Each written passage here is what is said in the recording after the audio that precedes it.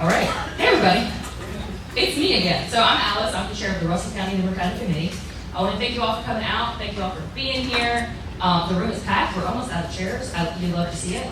I want to do a special thank you to Kathy McClanahan, the chair of the Tazewell County Dems, Beverly Tiller of the Buchanan County Dems, and Gene Morris of the Bland County Democratic Committee for all helping put this together and for coming out tonight. Gene's going to come up.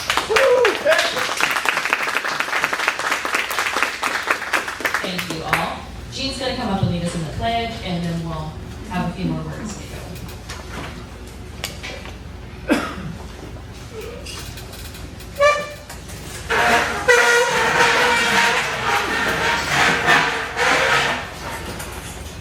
I pledge allegiance to the flag of the United States of America and to the republic for which it stands, one nation, under God, indivisible, with liberty and justice for all.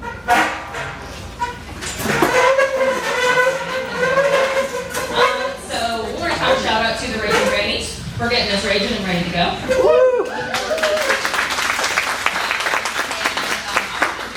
Introduction here for our moderator, Oliver Keene. Oliver, I tried to narrow it down for time's sake because it's so long and so wonderful. That's all right. I'll fill in the gaps. Thanks for being here, Oliver. Oliver, if you don't know, is an assistant public defender in West Virginia's 27th Judicial Circuit Court and a proud son of Appalachia. He was raised in Southwest Virginia in a family of coal miners, and he is committed to protecting our constitutional rights, expanding opportunity, and serving working families. He's a longtime Democratic leader and once served as the chair of the Tazewell County Democratic Committee, co-chair of the Giles County Committee, and on the 9th District Democratic Committee, which we have several in the room on as well. Thank you all for being here. And he's also a legal scholar whose work focuses on constitutional law, access to justice, and public policy, and he does a lot of work on the front with we're all dealing with right now with ICE and all of the nonsense that we are all really here to combat, and that's why we're going to do this and try to fight back against the Trump administration and fascism that we're all dealing with right now. So thanks again for all being here. I'll pass it over to Oliver, and he's going to get us started. Thank you so much, Allison. It's on. Everybody hear me all right? Yep. My mouth is big enough to where I don't think I need this thing. Look, folks, Kathy asked me to do this, and I told her I'd never miss an opportunity to come run my mouth. And it's always good to come home. Folks, I got into politics a long time ago, about 2015, 2014. And at that time, things were going downhill here pretty bad. And since then, Republicans in this area have got everything that they want.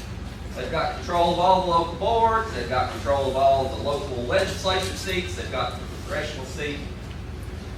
And folks, Morgan Griffith ain't done nothing in the 16 years that he's been up there.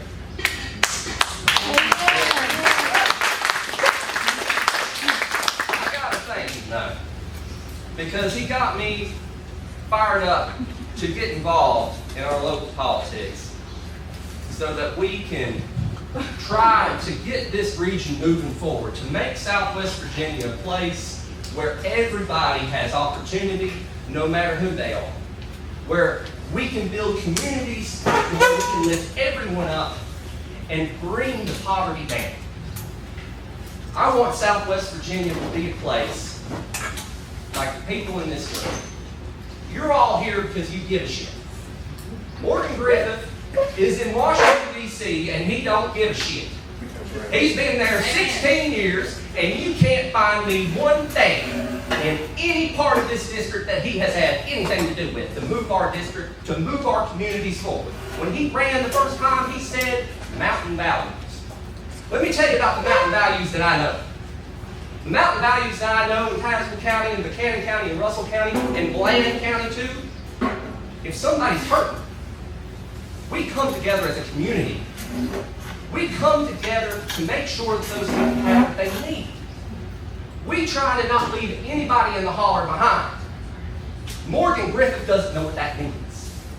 Because in the 16 years that he's been up there in Washington, D.C., he has not authored one piece of legislation that will do anything for this district to give your kids and my kids and their kids the opportunity to stay here and to raise their kids in the same mountains and hollers that they grew up in.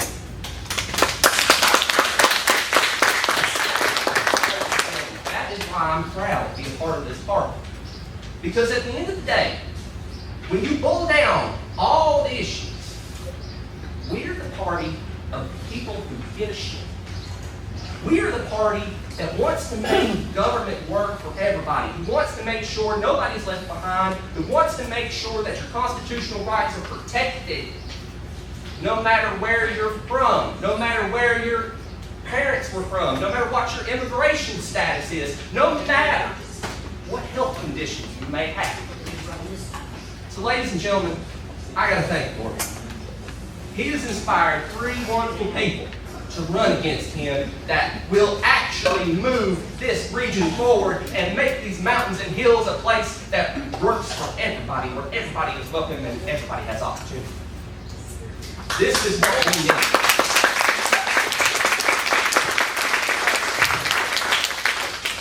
I thank you all for listening to me run the mouth.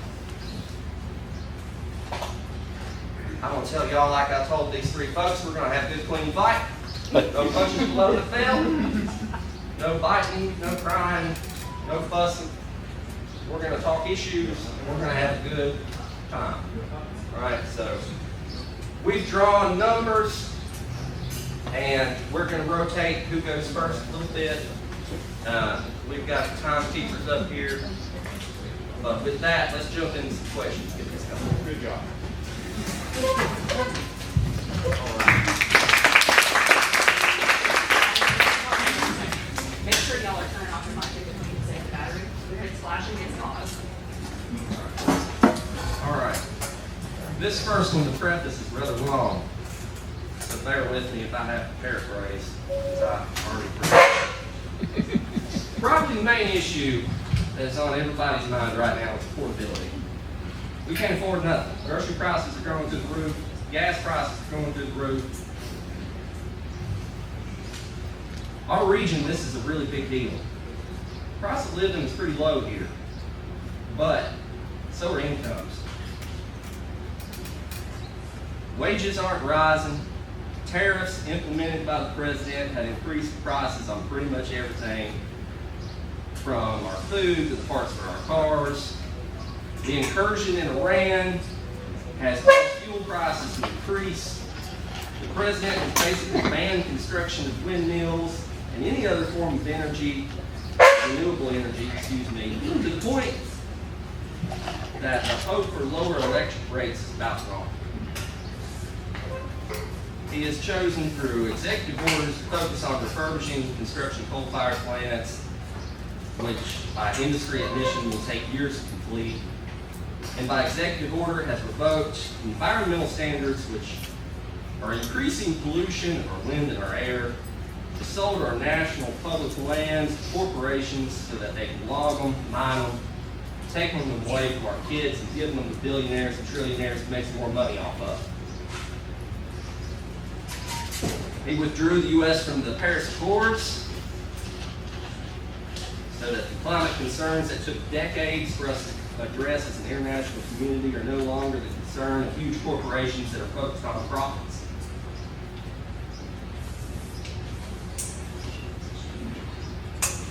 We're living through devastating floods caused by strip mining, climate change, mountaintop removal.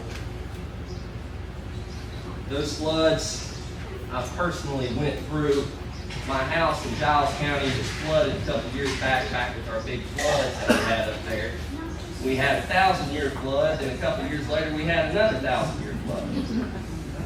Our president sat on his hands and refused to sign what was it? Disaster Declaration of Virginia when he signed it for West Virginia, Kentucky, and everybody around us.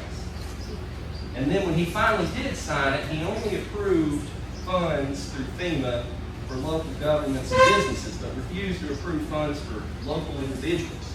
citizens so that they could get a federal loan to rebuild their homes.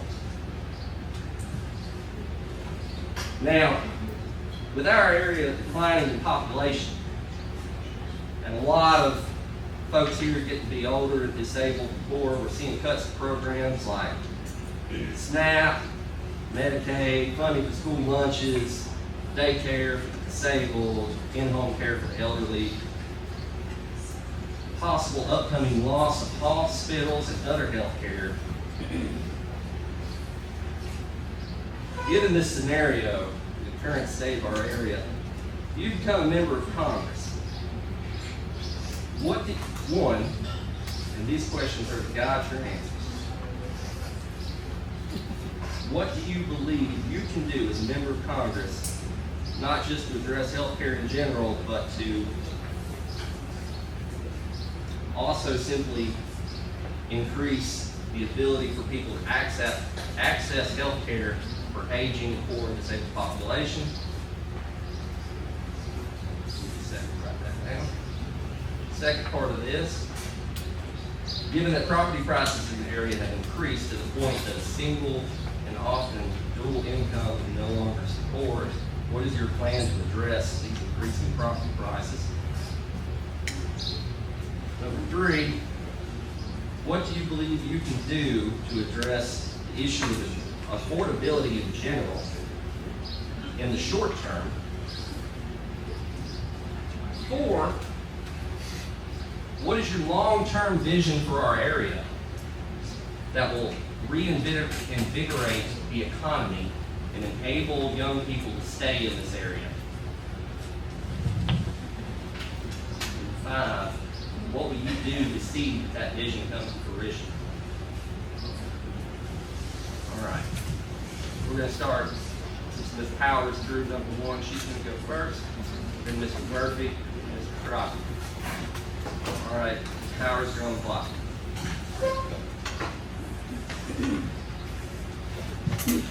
Well, good evening, everyone.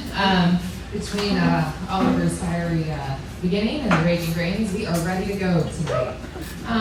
This is a great question, and you're right. This is what is on the forefront of every person's mind. And we're out canvassing, we're out talking to people today here in Tazewell. Affordability is something that is increasingly becoming harder and harder. But then we have to be very clear about that. This is not by accident, it is by design. This is a policy failure. You know, since 1979, industrial productivity has raised 90% in this country. Wages have raised 30%. Somebody's making money, but it's not working, people. And we have to be able to correct that.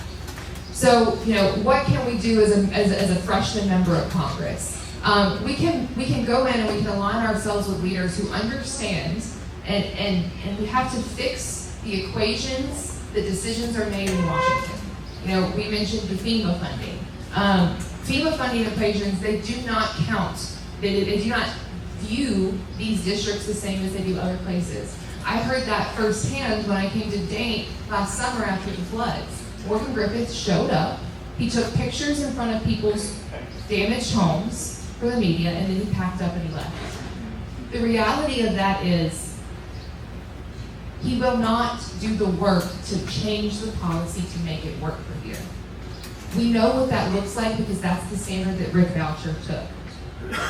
So first and foremost, you know, what can we do to increase access to healthcare for our aging and disabled?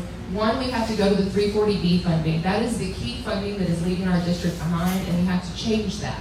We have to make it work for our hospitals, for our elder care. And guys, we have got to expand our elderly population's care and doctors. We have a huge boom of boomers coming up who are going to need aging and elder population. We don't have that. Housing costs, you know, housing costs and affordability and energy, they go hand in hand. You know, the USDA programs right now, the loan programs, you can't use those to revitalize our current properties in this country. We need to absolutely go back to the USDA loan program and make that actually work for here. We need to be able to access those funds not just to buy houses, but to fix homes already here. We also need to make sure that we're expanding manufactured home access here in the district.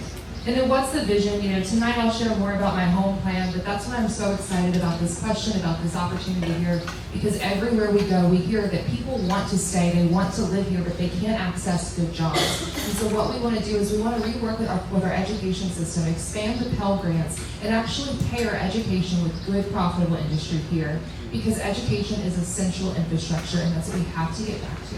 Thank you.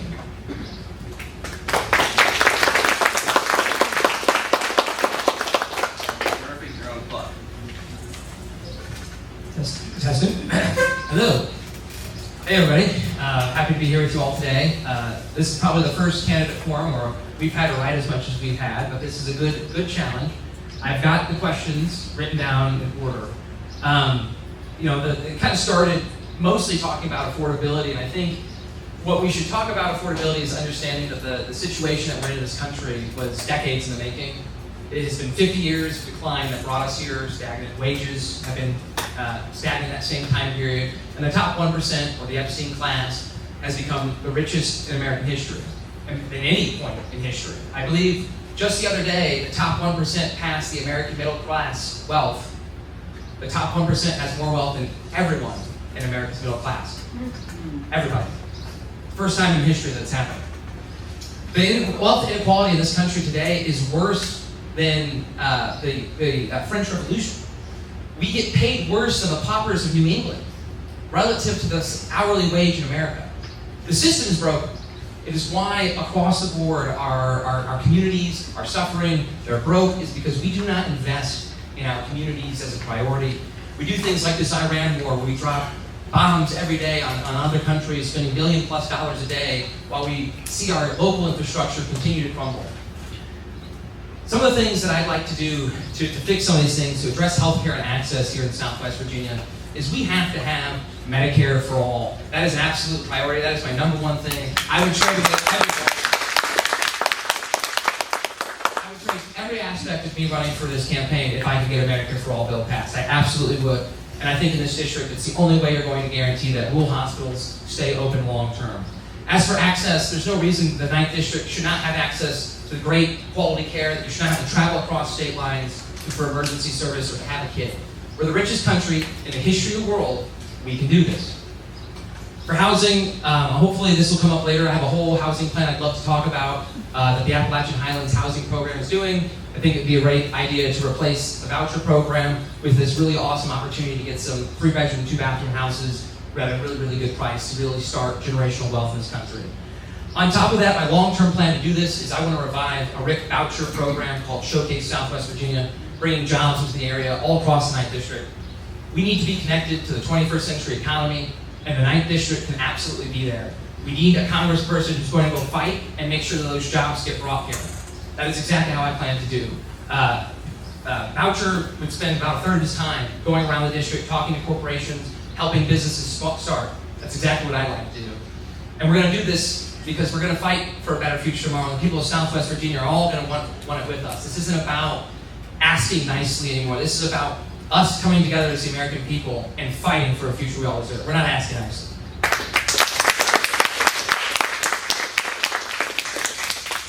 Crockett. Okay. Good evening, everyone. It's good to be with you. Good to be here. Good to be a part of this movement, this campaign, running to unseat Morgan Griffith, which would be a really good thing, as we've heard. On the matter at hand, if I had my way, if I could make things the way I wanted them to, in a perfect world, Donald Trump would have to go every place where there is a major flood and face the people that he affected by pulling out the Paris Accords. He would have to go to every soldier who gets injured or killed and their family to apologize for getting us out of the Iran deal, because we are reaping the fruit of his decisions, his misguided decisions to do those things. And he's responsible for it. He's personally responsible for the mess in Iran and a lot of the climate issues that we have.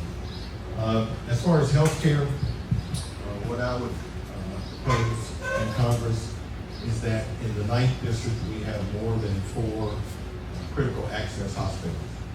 Critical access hospitals get paid a higher Medicaid and Medicare rate than other hospitals. So it's a lower rate in most hospitals, and that's what our hospitals depend on. Because we are in a low population area, there aren't the people with private insurance to offset the Medicaid, lower Medicaid payments that the hospitals get. And then we've had the Medicaid cut, so that's going to affect healthcare as well. So we need to address that. I am a proponent of the Affordable Care Act. I think we need to get back to enhanced subsidies for that, which would cover people up to 400% of poverty level. And we need to reverse the Medicaid cuts. I think that would help our healthcare situation a lot. Property prices, I think that's a product of supply and demand. I think we need a government program which would build houses. If we get the supply up, then the prices will come down. Because there's a limited supply, people can charge higher prices. And generally with affordability, there are several things we can do, but I think there need to be some price controls, either directly or by tax policy, where we would reward people for doing the right thing with lower taxes and tax breaks and punish those who don't do the right thing. The right thing would be building, having grocery stores in places where there are food deserts, also we can do that with healthcare as well.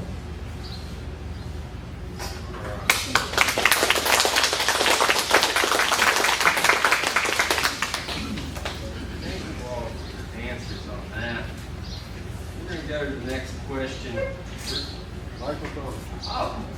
I apologize. I'm so used to talking loud. All right. So, thank you everybody for your answers on that. I'm going to go a little bit off script here. Could you set us a timer for each one of them to have a minute each? I want to hear more about these home plans that y'all have, these housing plans, and I think that's a real big deal. I got 3 kids. Me and my wife go to work full time. We want to be able to buy another house. So I want to hear more about what y'all are going to do about that to make that more attainable. I'm a lawyer, folks. My wife's got a master's degree in mental health, and we're struggling. So I want to hear it. All right. Let's do reverse this time, just so I don't mix up my plan order. Let's start with Mr. Crockett. Work our way back down. All right, Mr. Crockett. Time kickers, y'all good? All right. You got a minute, Mr. Crockett. I understand your question. Well, I understand your question. You're asking what we would do to make housing more affordable? Yes. That's good. Well, I think I was clear on that. That's, if we can have more supply, then that drives the prices down. The government, one thing the government could do is have a government program or more government programs to facilitate more homes being built. I don't see why the government could not do that. We have programs for everything else, or a lot of things. What I would hope we would focus on though with that would be lower income housing. Housing for lower income people. Because my philosophy is not current administration, which is start at the top, help the very rich, and then work our way down and hope it trickles down to the low income. It will be to start with people who are low income, try to help them get into housing. Have some educational programs to facilitate people understanding what it takes for home ownership, more of those, and how to manage your credit. All right, Mr. Murphy. So I've had the lucky opportunity to go to the Wellspring Foundation, where they have a subgroup called the Appalachian Highlands Housing Partners, and they have a really cool, exciting opportunity that I think the federal government should consider actually long-term replacing vouchers with a program very similar to what they're doing. They're building a modular home facility in Lebanon, providing about 90 jobs, carpenters, electricians, plumbers, built on site. These are going to be 3-bedroom, 2-bathroom houses, look indistinguishable from a stick-built home. They're targeting certain incomes. I think the target range is 60 to 80,000 or to 100,000. And we are going to be able to offer these homes that are $275,000 still for $220,000 for people. What if, and that's one legacy foundation. What if all the legacy foundations in Southwest Virginia were a part of that? Maybe we could get down to 200. What happens if the federal government throws its weight behind that too? How well can we get people into homes? Homes are the absolutely best way to build generational wealth in this country, and we want to make it as easy as possible to. And I think the only way we can do this in this economy is we're going to have to build more and do it ourselves. All right, Ms. Powers.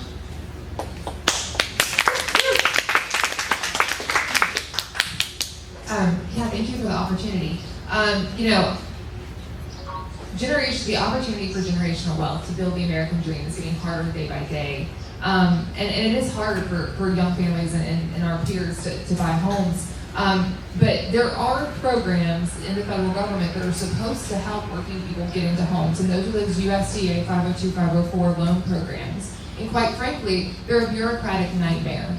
I was just talking to a woman last weekend at Wise Pride, and she was telling me about how hard it was to buy a home through that program because they have to do paperwork for 60 days. It's pending for 60 days. Well, no one wants, a seller doesn't want to wait 60 days for you to do your paperwork while somebody is sitting there in 30 so they can move on. So we need to go through, we need to revitalize those programs, and I think as a freshman member of Congress, understanding how to improve what we already have to serve the people here and to fix the issues that the federal government already has instead of reinventing the wheel is going to be extremely powerful and probably our most efficient and fastest way. Thank you. All right.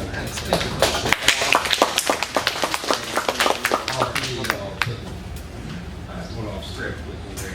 Now we're going to get back on script. All right. So this time, Mr. Murphy, you're going to go first. Here's the preface of 2 questions. 2 questions this time. All right. In addition to affordability, a couple winters ago, we started seeing electric bills $900 to $1,000 or more. All right. This puts folks in a real hard spot trying to choose between: are they going to keep the heat on, keep their kids warm, or are they going to feed them?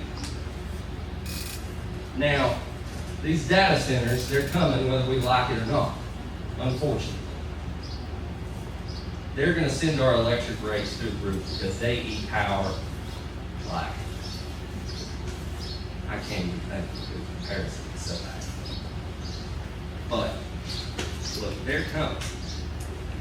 And these data centers, they've created all these darn tax incentives for them so that they will come to areas like ours. And they're not going to create the anticipated tax revenue for years to decades. These data centers are going to be paying less in tax revenue than most single-family homes are. So, first, what's your position on locating the data centers in our area? What do you see your role as a member of Congress in addressing the steadily increasing number of data centers coming in rural areas, particularly in Appalachia? And if elected, how will you address the use of non-disclosure agreements by local and state governments to keep citizens in the dark about the negotiations between the local government and these data centers? All right, Mr. Murphy, you're up. 3 minutes. All right, great question. I think the ultimate bet with data centers and AI is ultimately it's either going to become so good that it does replace your job, or it's going to be a building that does nothing, that we spend a whole bunch of money and cost for infrastructure that brought no benefit to our community. The high power bills are something I've seen. I've seen people show them to me. I've seen people tell me how they've had $900 bills, how gas companies in certain areas take advantage of them. I mean, it is an absolute problem. There needs to be some, I think, regulation around some of the ways that we help some of these houses. I know some of it's weatherization, but a lot of this is also corporate greed. When it comes to data centers, you said that they're coming no matter what. I'm actually going to challenge that. I don't think they have to come no matter what. All right. And I think that the answer throughout Southwest Virginia is Southwest Virginia doesn't want data centers. That has been a very clear thing that I've seen and heard. And in the state of Virginia, your cost will go up. It does not matter what they say on the development. If you live anywhere in the state of Virginia and you are a resident or a small business, your rates will go up every single time a data center comes to Virginia. Every single time. It is the state law, the way the SCC has written these regulations. So this is where the federal government should come in and flex its money. We should put a federal standard across the country that says if you're going to build a data center, here are the standards you have to be up to date. You have to reach certain sound requirements, power requirements, water requirements, and you have to make sure that there's an environmental survey, something that is especially relevant here in Appalachia. This is one of the most beautiful places in the world. There's a lot of precious life and ecosystems here that need to be protected. We should not be disturbing it for data centers, for big tech and billionaires to automate our jobs and futures away. That's right. That's right. The people of Southwest Virginia do not want data centers. So I personally don't want to fight for any data centers in Southwest Virginia. I want to push them out as best as I can. I believe, though, the way that this process has to work, that same federal bill has to have standards around things like NDAs, where I don't believe if you're building where we have one group that decides certain issues, one group decides another issue. Women should be deciding about women's health care. You should have a healthy representation of African Americans decide about voting rights. I think that would make sense. That makes sense to me because we come into with our own biases. I've gone before judges, as my colleague over there has, and they come in with biases. Sometimes it depends on what side of the bed they get up on, and so that's something. So term limits for the Supreme Court. I think age limits would be good across the board. Congress, United States Supreme Court. I'm not sure about the work standards question. I didn't quite catch that one. Incense Citizens United, yes. And let's see. Criminal penalties for breaking the law, yes. I think we let too many people get away with white collar crime and lock people up for decades who commit, and that goes to who are lower income people or people, goes to the bias question. And I think there is bias. It doesn't just start with the elections. It starts very early in life.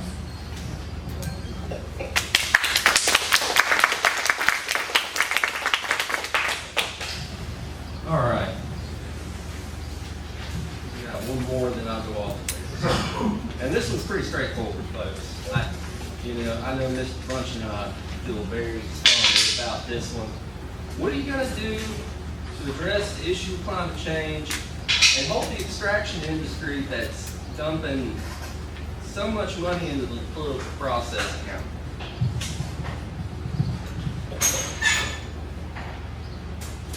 And we're going to start with Mr. Murphy.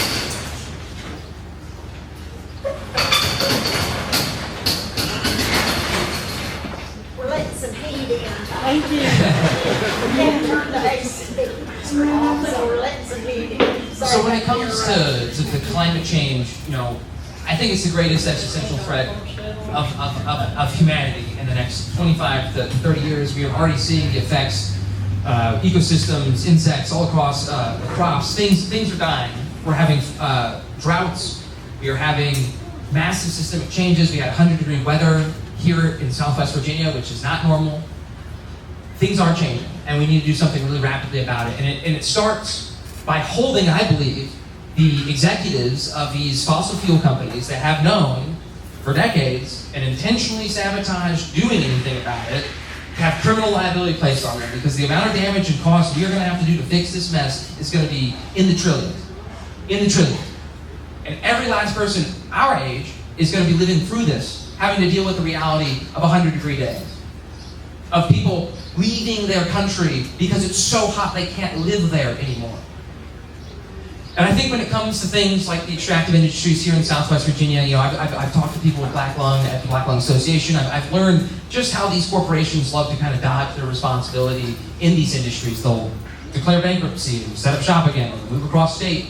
They'll play the game, as you said, to the best of their ability to help them out We have got to set our system up in such a way that we are pro-people, pro-community, and not pro-corporation. And I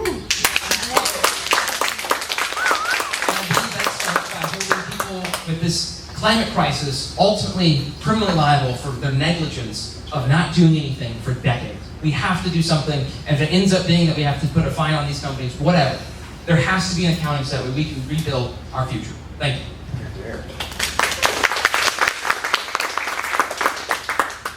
Mr. Crockett. Okay, as far as climate change goes, I think it is huge. I don't know how anybody can consider themselves a rational human being who doesn't think about the future and what the coming generations will have to live with, what we leave to them as far as the climate goes. And it is a matter of life and death. People are dying. People die from the cold, they die from the heat all around the world. And usually, and with some of that, it's going to hit the third world countries worse.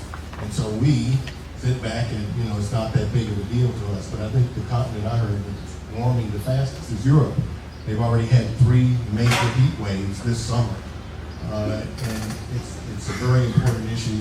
It needs to be addressed. And I think it's a matter of, again, hearts and minds. People believing myths, and just because some person who we know is suspect, whose name ends with hump,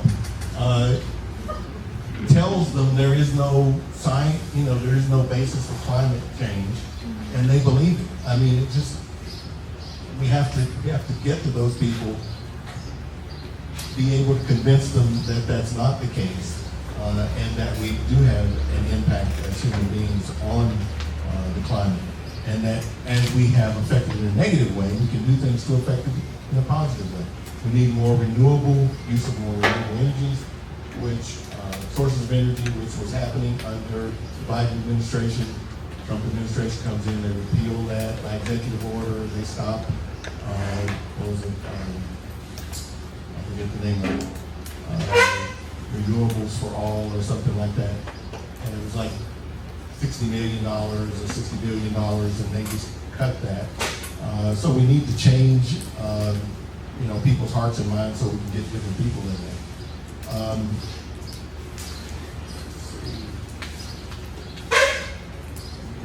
But I think, a part of it is we have this hyper-partisan situation in Congress where we have left and right.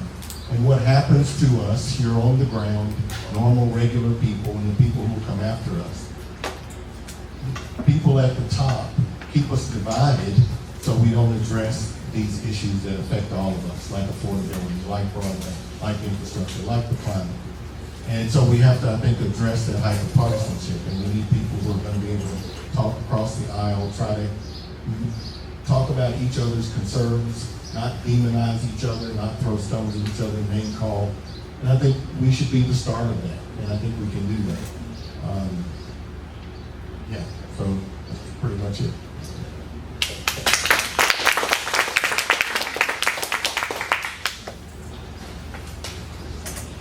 Okay, Mr. Bunchman actually talked a little bit about this earlier.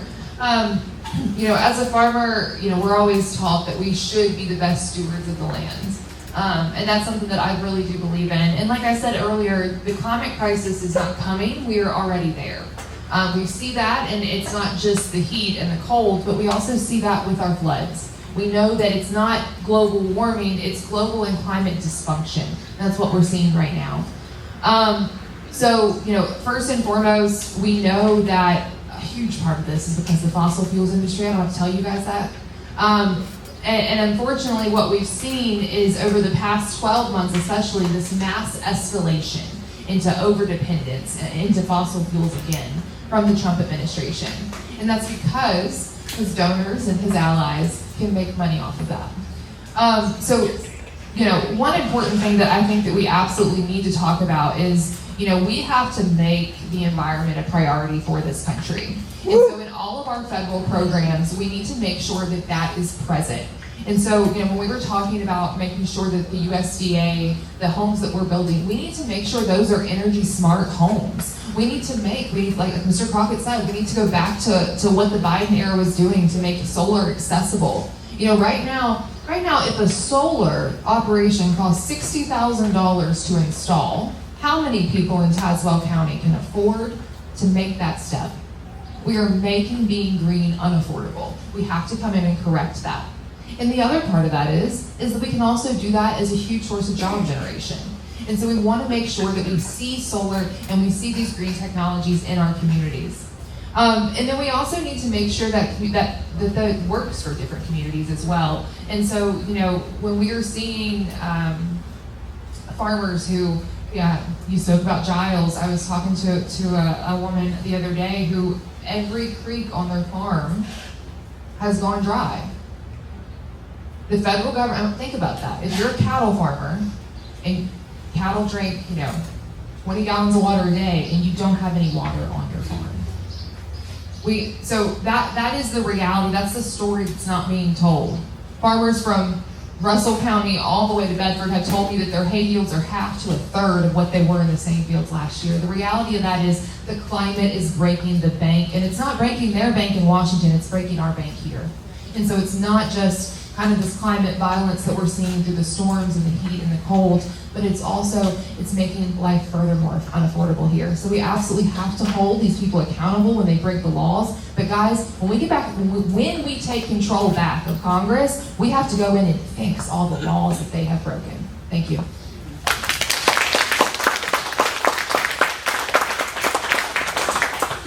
If the audience will give me their kind grace for one more deviation, I have one personal question that's really near and dear to my heart, and I got to thank my old professor, Dr. D over here, because she taught me just enough Spanish for me to be dangerous. Folks, as Alice was so kind to mention in my introduction, I'm a public defender, and I have had the unfortunate pleasure to deal with our friends from Immigration Control Enforcement. What a lot of people don't realize is Gideon, the Supreme Court case that guarantees your right to counsel in all criminal proceedings, does not include immigration hearings. So all of these folks are being arrested and detained, held without bond, and deprived from their families, are not given a lawyer. Now, Supreme Court justices have come out and said that the immigration code in this country is more complicated than the tax code. Now, I have had the pleasure to represent numerous folks dealing with this, and they're not bad people. And what I believe needs to happen is we need to expand Gideon to include immigration, because there are thousands of kids in this country that are going before immigration courts who can't even speak English without anybody standing next to them. So my question for each of you, and I think you only need 30 seconds to answer this. You should be able to answer it in 2 after what I've just told you. Will you support and sponsor legislation when you get to Congress to create a federal public defender system for immigration courts? That way we make sure all of those people facing deportation who are being held, having their constitutional rights violated, at least get a lawyer. All right, Mr. Crockett, since you have a law degree as well, I'm going to start with you. Okay, yes, I would support having a public defender's office or offices to represent people who are in the immigration system. And for me, it deviating a little bit, it's a personal privilege into the Bible as a United Methodist minister. The thing that the Democratic Party and my faith have in common are those things about feeding the hungry, clothing the naked, visiting the prisoner is one of those things that we say we'll be judged by in Matthew 25. And if we will put people in detention centers and won't even let an attorney visit them, which we do, it is ridiculous. I mean, it is inhumane, it's unchristian, it's un-American, and yes, we need to let those folks have the same rights as everybody else.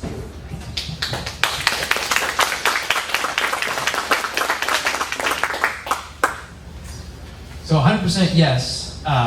I believe that this country was founded on the idea that all people deserve due process, and this is an instance where we should guarantee that to all people.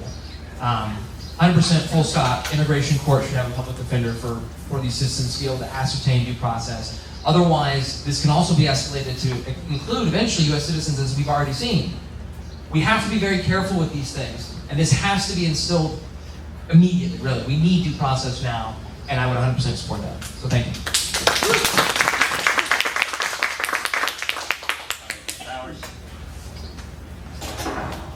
Yes. And I'm going to call you to help write it.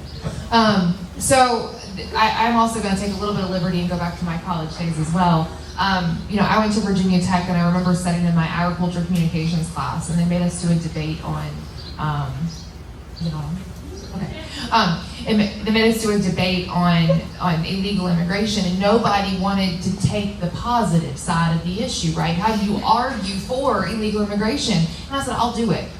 And what I focused on was how much of our agriculture and food system was dependent on illegal immigrants, how much of our medical system was dependent on illegal immigrants. Guys, these are not criminals, they are people. We have failed with a bad immigration system, and so we absolutely have to do and create a better and more dignified work program to where they actually have a good pathway to citizenship. Thank you. That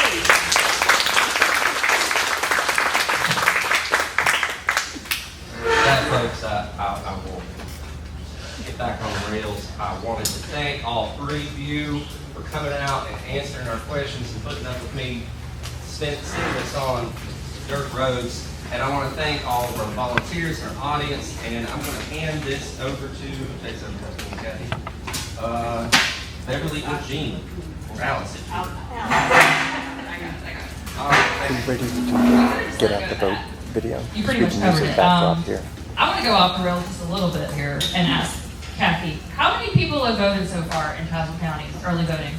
Irma or Jane might be better to ask. Yes, it doesn't have to be exact, close, flash your heard. It's really low. It's probably it just crossed the 100 mark a couple of days ago. Just a couple of days ago, it crossed the 100 mark. What we There's do this. close to that in this room right now. So y'all have the opportunity in this room, I know you're not all from Tazewell, to decide amongst yourselves right now, which one of these people wins Tazewell County? And it's like that all over the night, y'all. We gotta get out here and talk to your friends and tell them how important these primaries are, and then from there, how important it is that we actually get out and we get more groups out of office. So, that's my off the rails. Thank you all for opportunity. We have a great, wonderful opportunity to have 3 right now in the primary. I don't remember this has happened in my lifetime. It hasn't happened in my lifetime. So, This is the first time the 9th Congressional District has had a Democratic primary with 3 candidates. first time the 9th has had this. So, thank you all for being here, and thank you to Oliver. Thank you all for coming. Sorry I went over, but I think it was worth it. Thank you.